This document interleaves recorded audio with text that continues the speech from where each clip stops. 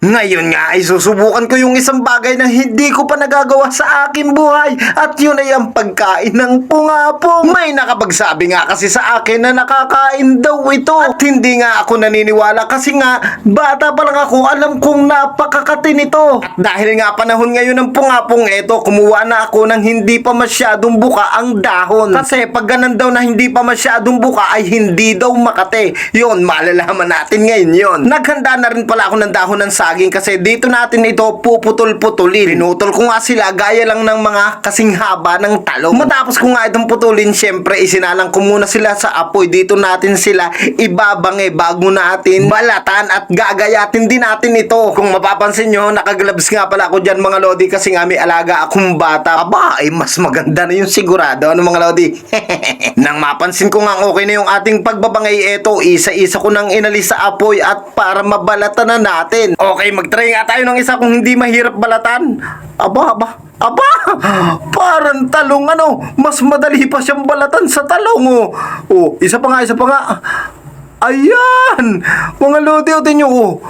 Ang galing!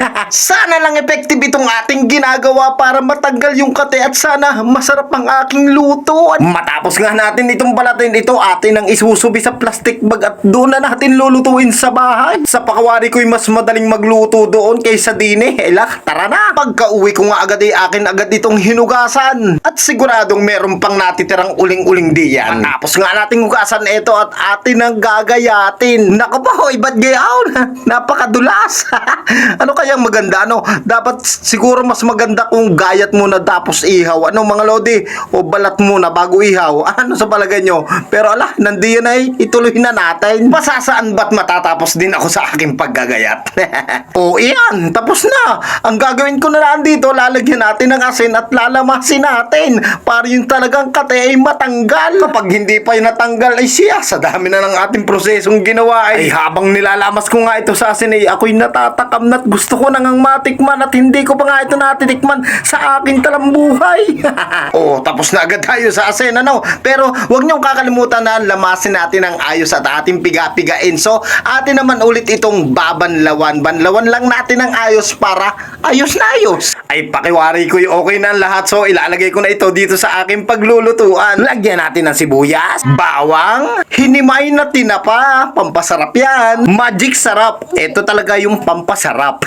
Ilalahat ko na dito yung natitirang paminta, kaunting asin, at atin ang halu-haluin. Lalagyan ko pa nga pala ito ng kaunting tubig. Yan, lagyan natin. Parang may kulang pa akong nailagay, ano? Aba, teka, lagyan natin ng sili. Sili nga pala. Eto, lagyan natin ng kaunting sili. Aba, ay napakasarap naman talaga pag may sili eh. Matapos nga ang ilang minuto sa palagay ko etong malambot na at maya-maya ilalagay na natin yung gata. At dahil nga nagmamadali ako at hindi na ako makapagkayo eto na lang ang aking ilalagay. Fresh gata rin naman yan ang ayan o, fresh gata ang nakalagay. Okay, hintayin na lang nating maluto ang gata at atin ang matitikman nito. Ayan, sa pakiwari ko'y pwede na re. Atin ang tikman to. Eto na nga yung ating ginataang pungapong mga lodi. Parang ang sarap niya, no? At first time nga akong makakatikim nito at kinakabahan ako. So, eto na. Walang patumpik-tumpik pa. I-try na natin. So, titikman ko muna at patagal-tagal din natin ng kaunti kasi para malaman natin kung makati siya o hindi. Eto na mga lodi. Okay? Tikman na natin.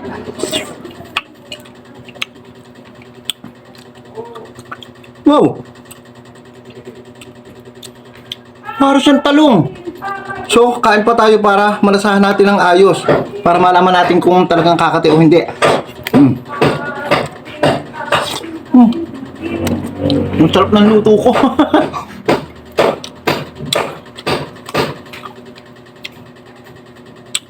Okay. Tingnan natin, mga 1 minute. Mga ilang segundo lang pala. Tatagal tayo. Okay. Ito yung bawang nakain ko na. Wala na mga lodi. Titignan ako kung nangati yung aking dila o ano. Wow! Wow!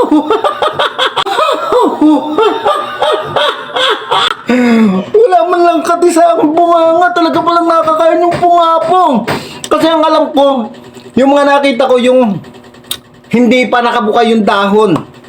At pag hindi to ba daw nakabuka yun daw ay hindi Makati at pag nakabuka na Makati. Pero ito, medyo mura pa lang nung nakuha natin at konti pa lang yung buka niya. Pero wala siyang kate. Ala, ang galing, ang sarap. Oh. Wala talaga.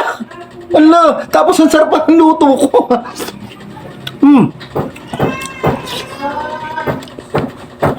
Wow, maubos ko yata to. Parang kukulangin ako. Dapat dalawa pa lang ginawa ko.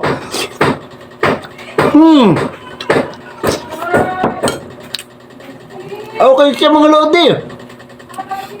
So, siguro doon sa mga allergy, wag nang i-try. Pero, para sa akin, okay na okay. Ang sarap.